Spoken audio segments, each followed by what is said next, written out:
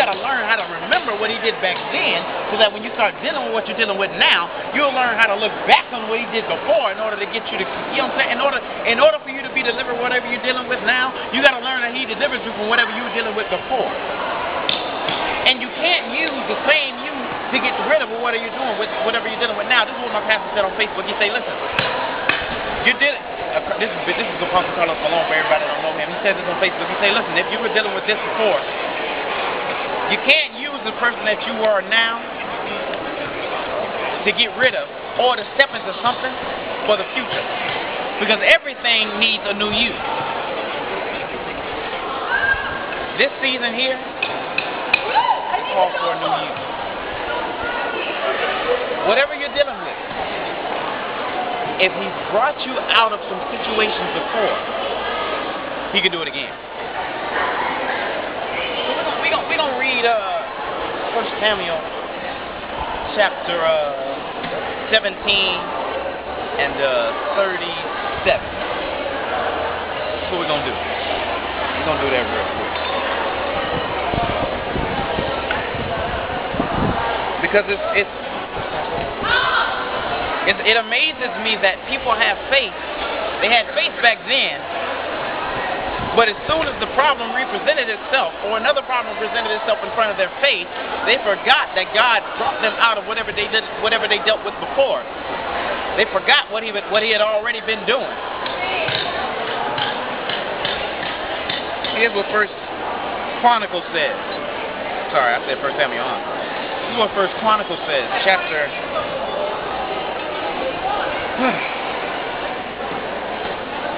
16, verse 12. It says, remember his marvelous works that he has done, his wonders, the judgments of his mouth.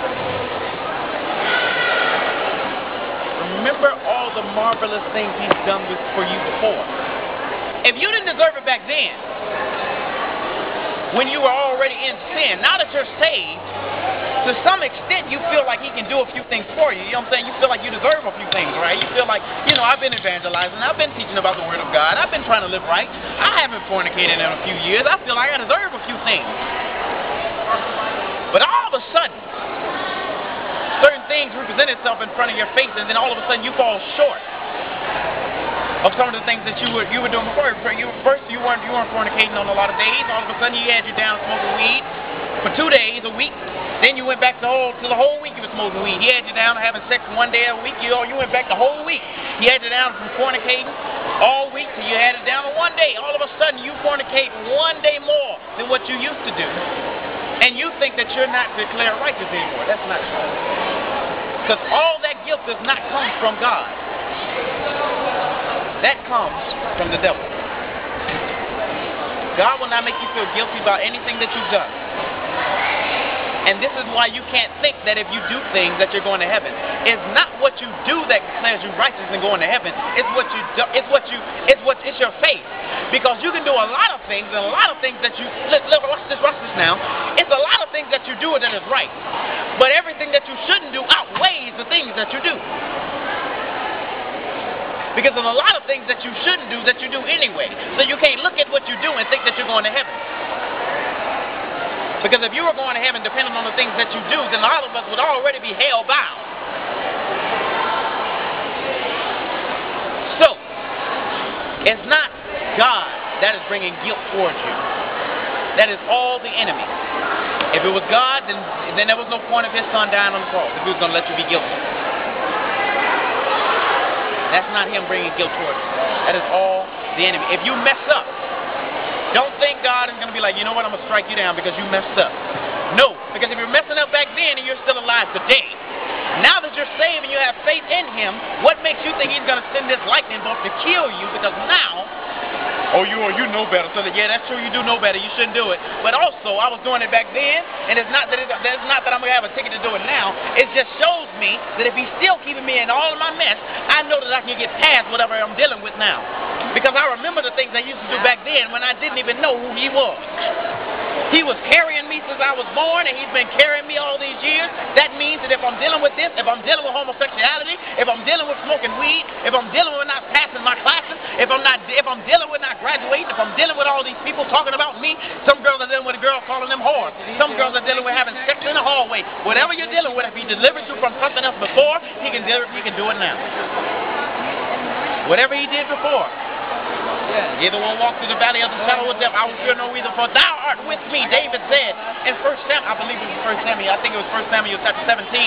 He said the same God that delivered from the paw of the bear, that delivered from the paw of the lion, will deliver me from this Philistine. The same God that did all that can do it today. Because if you did it back then, that means that he loved me today. Because now that I know him, I have no doubt in my mind that he loves me. Let me increase your faith a little bit more. Jesus said to this disciple, he was talking to Nathaniel. He said, Nathaniel, I know you because I saw you under the fig tree. Yeah, it says it right here in John chapter 1, verse 50. Jesus said, listen, you believe because I told you that I saw you on a fig tree, you'll see greater things than that.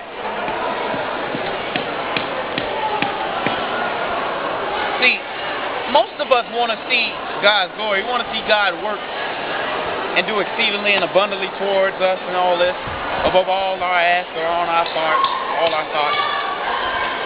But we still ain't believing him for all the things that he's been doing. And this is why God says, listen, if you believe what I do, if you can handle the little things that I bring towards your life, and you believe me for all the little things that I have done, that's when I'll start to do big things. Because if you don't believe me for the little things, when I do something big, you don't think it's me, you'll think it's you. Because in your mind, I don't even exist.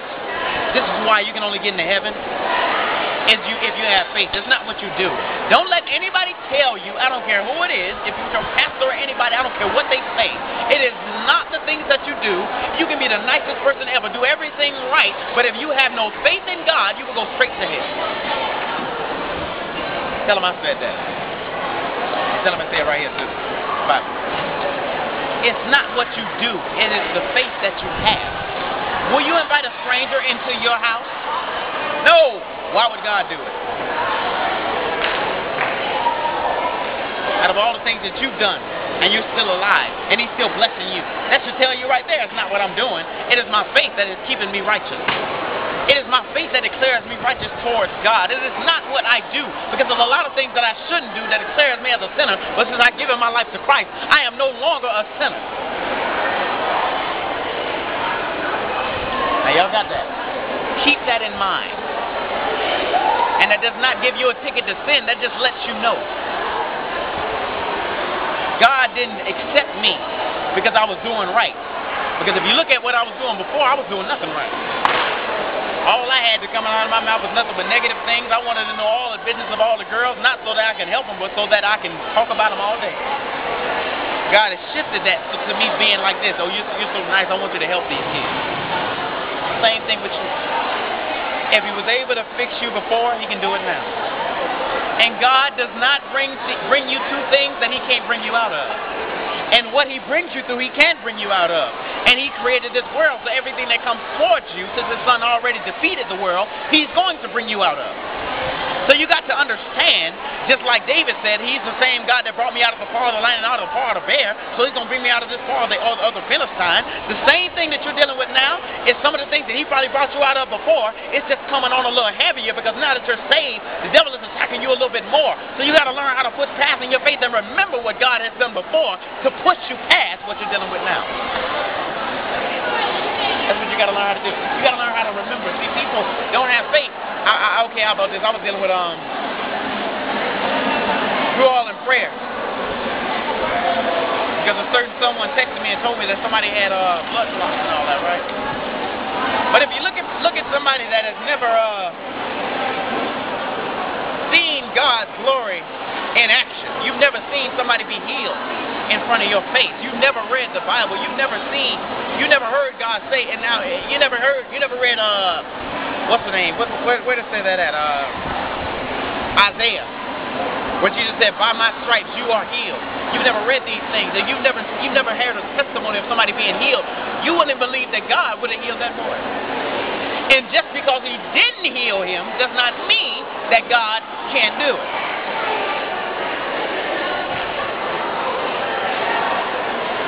Commercial break. When we go out and evangelize, if God tells you, this is what I want you to say to this person. And if they say, oh, that's not what it is, that does not mean that God didn't speak to you. God just wanted to see, do you have the faith to believe that what I say is true? And just because he said, just because they said that it wasn't true, don't mean it wasn't true. Some people just don't want you to know what they're dealing with, being that you're a stranger. You can't let people turn your faith off from God. Here's what the Bible says in Hebrews. You can believe everything this Bible says. And this is just the New Testament for all y'all looking at it. Everything this thing says, you can read it forward and backward. You can quote it by verse, by line. You know every single page in this Bible as if it's the back of your hand. But if you can't put it into action, it really does not matter. Faith without works is dead. The child prayed all weekend. For somebody that was brain dead. Now you know that if you're brain dead, you're dead. You gone. But to have the faith and say, listen, it ain't over yet, because he still has that heartbeat. There's still some life left in him. The man that was on the street in Luke chapter 10 was only half dead. He wasn't fully dead. Which means that there was still some hope for him. That means that he wasn't fully dead, but he was half dead. Might as well just be brain dead if he was half dead. He was only half dead, which means that there was some hope for him. You got to understand that if you're down, it does not mean that you're dead. You may be down for a long time. It's not how long you're down, it's how long it takes you to get up. We fall down, we get up. You heard a song say that before. But you got to believe that you can get up. How do you believe that? Looking back on what God did before. Check your book. If you ain't never seen God do anything for you, which I truly don't believe that. But you must not believe, you must be atheist if you don't believe that God has done anything for you before. Just look at the fact that you woke up this morning. All the times that you could have went to jail. You were stealing out of stores, you were smoking weed. Some of y'all done drove home halfway out of there. You was drunk and all.